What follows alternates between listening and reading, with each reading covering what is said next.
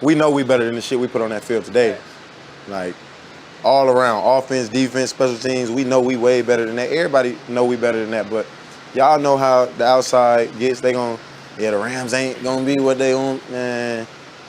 Fuck all of that. What's up, y'all? This is Straight Off the Press with JAYLEN, Ramsey, and Uninterrupted. As you can see, we right here at SoFi Stadium still, right after the game. I'm here with my special guest, my dad, Lamont Ramsey, my agent, super agent, David Mulugeta. I'm sitting here, obviously, after a tough loss. Luckily, it's only week one. Luckily, you know, nobody makes a Super Bowl. Nobody makes the playoffs off of week one. But definitely not the performance that we hope for out there this year. To start the year off, we felt like we prepared well during the week. I guess, you know, we didn't do enough. So we're going to go back to the drawing boards. And luckily, we got, 16 more weeks of the NFL season. 16 more games to fix this and figure out what went wrong tonight.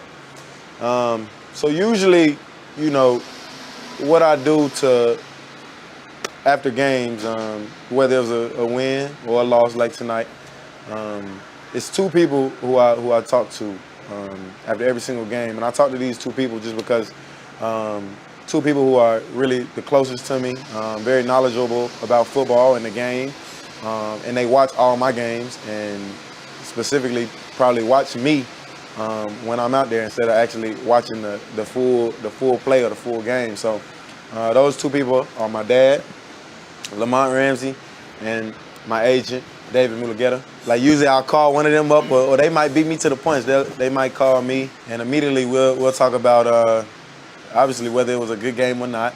So I mean, as soon as I walked in the suite tonight, I got to see the whole family.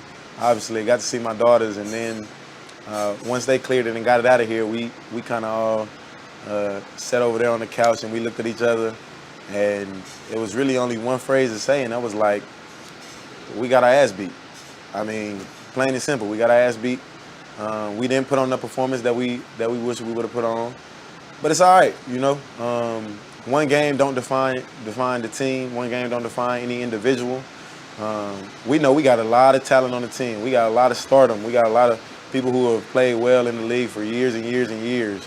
Obviously, isn't how we want to start the season, but it is what it is. You know, it's one of those things where maybe, you know, we definitely gonna make sure that we channel all of this negative energy and these negative feelings that we have about this game and go back to the drawing board.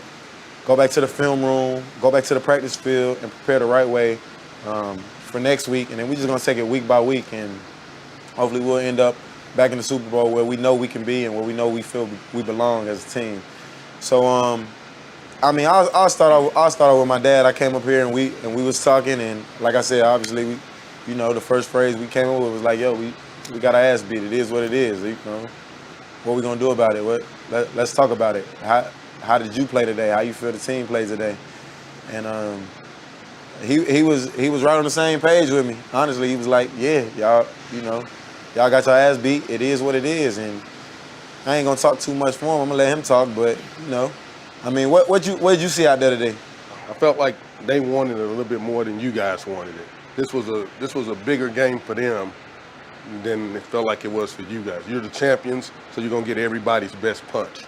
And that's how they came out from the opening kickoff all the way through. Even the coin toss, most teams defer. And they said, no, give us the ball. We want to put our best on the field right now and set the tone. Right off. I said something, I think I might have said it to him. I said, they took the ball. They took the ball right off. So they said, we fit a punch first. Yeah.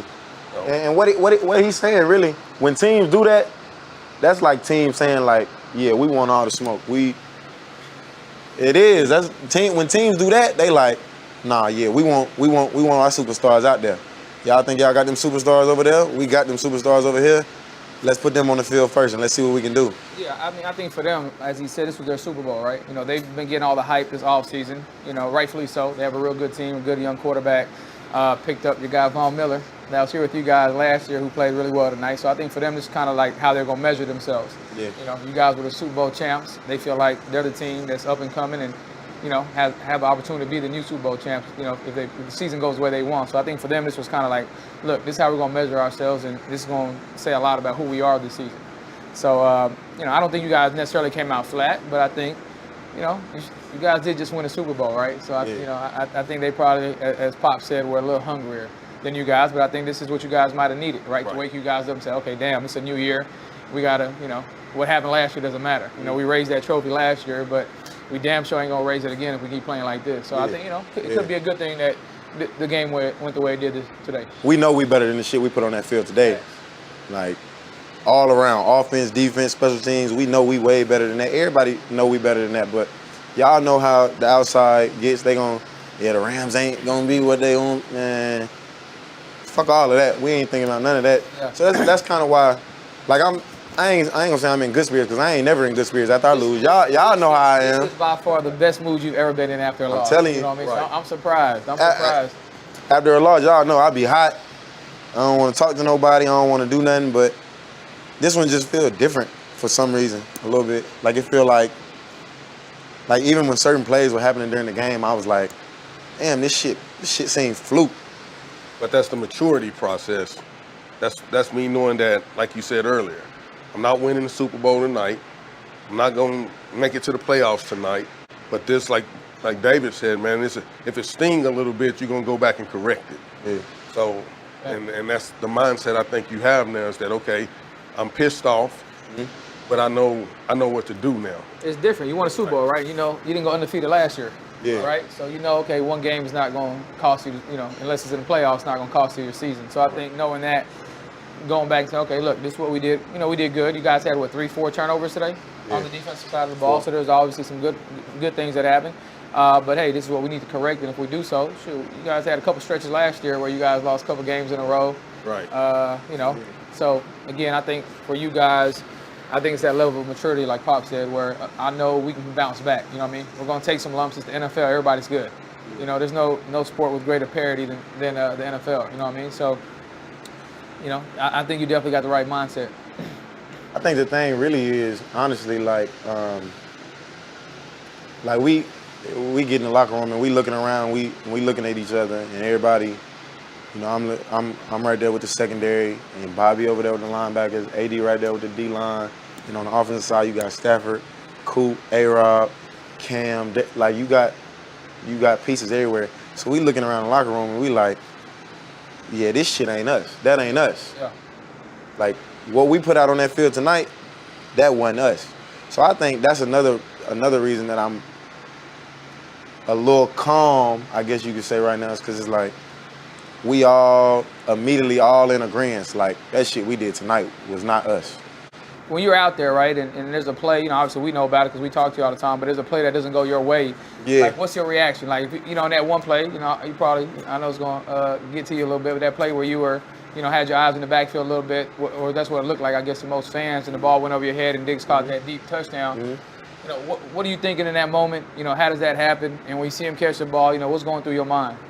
We played a lot of zone. We played a lot of zone tonight, so it was a lot of being visual, a lot of looking at receivers, looking at quarterback, trying to figure out the route concepts. And it was Diggs and Dawson Knox on a side, and usually they have a tendency of it was like third and medium, 3rd and 8. They were in a lot of those situations tonight. Yeah. So usually they have a tendency of running Dawson on a seam or a bender, and then Stephon running like a stomp route.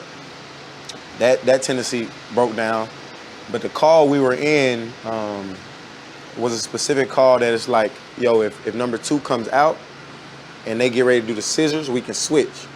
So what you said, basically, my eyes went on in the backfield. They were on 2. Okay. So my eyes on 2, and he outside release outside of, it was either Bobby or Flo. He outside release. So as soon as he outside release, I'm looking at 2, because if 2 comes out, I got to attach to 2, and the safety got to go to 1, right? So by the time that he got outside of whoever that was, Bobby or Flo, Diggs was probably like 1 step ahead of me, and he bended it in. So I gotta stay attached to Diggs. But my eyes on 2 already. If a good receiver like that, Diggs, whoever, got to step on you, it's damn near ball game, right? Then Josh Allen stepped up in the pocket and still slung it like 50 yards. And by the time I reacted back, it was over with. It was a ball game. So like when shit like that happened, yeah, that shit pissed me off. But in my mind, I just be like, So what's that feeling when the ball's in the air and you're like, damn? Like, walk us through that. 'Cause most guys never been in that position, but like being an elite guy, being a guy that doesn't happen too often, like what's that feeling like? What's going through your head in that moment? Shit, I knew I was finna get shit. I'm like, motherfucker, motherfucker got me. Yeah. That's actually what I said up here. I said, he got him. That's it. Like, that motherfucker got me. Like, all game, like I said, we played a lot of zone this game. Only played a few man calls, and the man opportunities we had, he only really had one catch on me, and that was the back shoulder, the 8-yard back shoulder he caught, which was shit. I ain't tripping off that. That's 8 yards. You can have it. And so I'm like, man, it's smooth. Like the game ain't going how we want to go as a team. I ain't been able to make no plays on the ball. It ain't really been going how I want to go. But giving up a touchdown is something different though. Like a touchdown is like, damn. You know what I mean? Like, damn, this motherfucker It's just different, right? When you play corner, you on an island. If you make a mistake, everybody see it. It ain't like Everybody you play see D it. tackle or linebacker, you get caught in the wash, slide, whatever. Yeah. If you make a sack, people cheer. When you know, but Yeah. when you're a corner, mistakes is like amplified. Yeah. So I'm like, But also, it's like, the damn, same. man. Mistakes are amplified, but so are the successes. Yeah, for So sure. you And got to take both of them. yeah, I ain't the one tripping. pick that Josh Allen threw across the middle, I think he was looking at Diggs. You had him covered, and he went across the middle late because he was watching you. So you know. But that type of stuff don't get, you know what I mean? It's a couple plays that I could point out that I'm like, yo, I had good coverage on that play, and I took away his first read. Yeah. You know what I mean? Right. It's plays like that don't get the, you know, recognition, but that's part of the game. That's So, that on that top of cover. the mountain, though. Exactly. On top of the mountain, people, they want to Exactly. see you fail. You know what I mean? So I know people tuning in this episode like, hell yeah, this one, He got him. man, he done lost, he done got scored on. He looked like trash out there. Yeah. I'm like, they can't wait. Just damn it, gave him what y'all wanted, huh? So, in essence, we ain't never just giving up nothing, but in essence, we giving them the little short stuff that they was catching, the 3-yard slants, the 4-yard slants. We weren't really tripping off of that, right? And most teams not that patient. Most teams, especially when you got a big arm quarterback who can run it, throw it 50, 60 yards, that's what they gonna want to do at some point. He gonna want to take his shots. He gonna want to throw it 50, 60 yards. He gonna want to showcase all of this talent, right? But he was patient, especially throughout the whole first half, of just taking what we was giving him, and it worked out for us for a little while. You know, they were getting some yardage, but we were getting the turnovers. At the end of the day, we were able to capitalize on, okay, maybe he makes a bad decision here or there, or somebody on our team just makes a good play, and then we getting the turnover. We had like 3 turnovers in the first half. So that's why we went in the half 10-10. And you know, I'm kind of in the locker room, and when we play a lot of zone and we have game plans a little like this, I'm like, man, I gotta get some action. I want to, like, put me in man, press me, do whatever the case may be, coach. And they like, we'll give you some opportunities, but they like, shit, what we doing is working. Like, we not in a bad spot at all, which we were not. It was 10-10 going in the half. We were getting the turnovers. So in our mind, with our offense, we like, our offense get the ball first, they about to get clicking. We're going to be up 17-10 before we got to touch the field again in the second half. And then if they keep on trying to do that dink and dunk, it ain't going to, just the time going to run out. Take them out of It's going to take them out of the game. They're going to have to start throwing the ball. They're going to have to start doing this, right? Forcing it. Right. So we were actually in a really, really good spot. We like some things we can clean up, but we're in a good spot. So it ain't no need to change no calls. It ain't no need for us to put ourselves in a position that might mess us up in the long run. So that was like the understanding from halftime with the score being 10-10. Then we get out the second half, and for whatever reason we couldn't get it clicking on the offense. And you know, then if you really think about it, they touchdowns came off of explosive plays. So they had 3 explosive plays. It was their first touchdown, obviously, when he did the block and go, which that's one of the hardest plays to defend in football. Like Third and one, especially. on 3rd and 1 with a running quarterback. Right. Like Yeah. you thinking, oh, they either gonna run it, and if Josh Allen Josh Allen just gonna run and pick up the first down. So for Gabriel Davis, he Play call. a great play call. He blocked, and it's tough because when they actually get hands on with whoever they blocking, when they crack block, we taught his corners to crack replace. So as soon as he go, we got to crack replace. But then if he will up, it's just we in a bad spot, especially on 3rd and 1 with Josh Allen. Right. So we like, man, that we kind of chalked that one up like, yo, that's a good play call by them. Whatever. That was their one explosive that they scored off of. They had another explosive when we were in like we were in a zone. Gabriel Davis caught that post ball, and then Josh Allen ended up scrambling for a touchdown that drive. And then the Diggs touchdown on me was their 3rd explosive. If we like this, is why we give them credit and we give them respect. Don't get it twisted. They good. They came and they did what they had to do. But we look at ourselves in the locker room. This is what I mean. Like that ain't us. We look at ourselves in the locker room and we like, yo, if we could have just stopped the 3 explosives, made them keep dink and dunk, whatever the case may be. It's essentially a 10-10 game, and we see what it is. You take away their 3 touchdowns off the explosives, and the game is 10-10 still. That offense they were running looked a little familiar. Yeah, the offense was. It seemed like it was the San Fran offense a little bit. They probably took some things from San Fran. Yeah. San Fran's had success on us in the past. They probably took some things from San Fran. The difference is, their quarterback is a monster. Like top 5 quarterback in the league. He can scramble. He can make every throw. He can make every throw. Thanks. Got a cannon. They throw the ball down. Like it was just one of them games that's tough, man. But it's and with all of that being said, all of that he can do, and what they made the game coming out.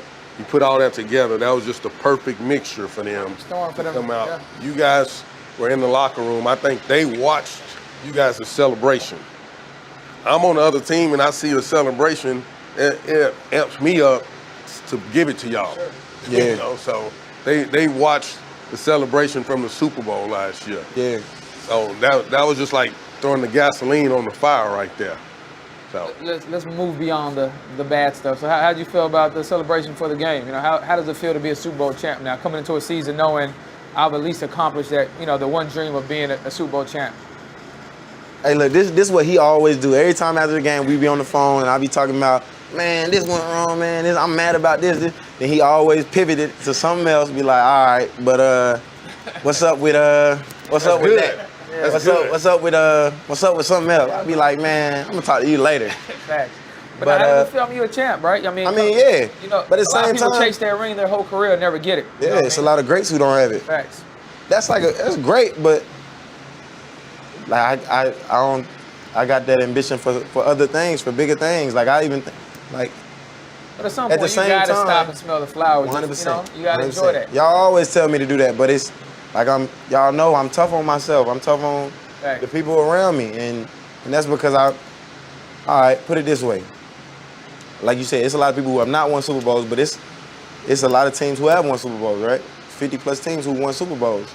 It's only a select few, probably less than 10, who won back-to-back.